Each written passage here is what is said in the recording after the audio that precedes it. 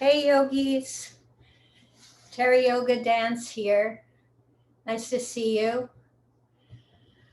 Do you struggle with the posture downward facing dog or what's called Adho Mukha Svanasana in Sanskrit? Well, that posture can sometimes be a little daunting for the shoulders and for your wrists if not done correctly, if not done with the right alignment. And so I can show you two modifications of downward facing dog that are kind of like precursors to the pose to help you get the alignment correctly without hurting your shoulders. So, and the first one is called, I've heard it called old dog. And what you want to do is you come onto your hands and knees here with your hips right above your knees. And keeping the hips right above the knees, start to walk your hands forward onto the mat here and draw the torso towards the mat. You can keep the toes tucked or untucked. I like mine untucked. So I'm spreading my hands really wide on the mat, really feeling my hands connecting to the mat and the knuckles of the fingers really rooting down. Draw your shoulders down the back and breathe here into your side bodies.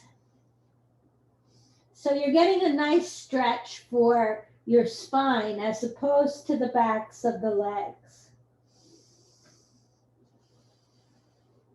Notice that the forearms and the elbows are off the mat. They're not down onto the mat. They're off the mat. And I'm stretching from my hands all the way to my sit bones. There's a nice long stretch. Shoulders relax away from the ears. So they're not crunching up to the ears, but down the back. To come out of this pose, you can start to just walk yourself back to all fours and then sit back onto the heels.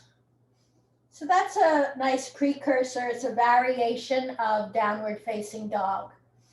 Another one that gets a little bit more into the exact posture is, again, come to all fours.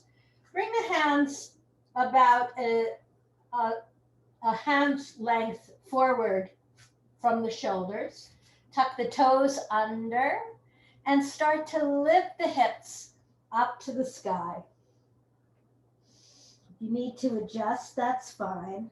But what we want to do is bend the knees very generously, sending the sit bones up towards the sky. My hands are spread wide. All the knuckles on my fingers are rooting down into the mat.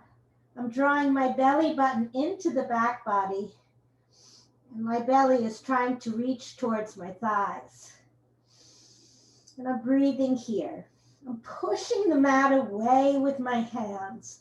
So in a sense, a little bit more of my weight is on my legs as opposed to my hands and arms. If you'd like, you can just start to shift the hips a little from side to side and maybe bend the knees one at a time. And again, to come down, let's just come back into all fours and then sit back onto the heels. Those are two variations of downward dog to help you to take a lot of the tension off the shoulders and maybe get you the strength you need to then come into the full expression of downward facing dog. Thank you, yogis. I hope this has helped.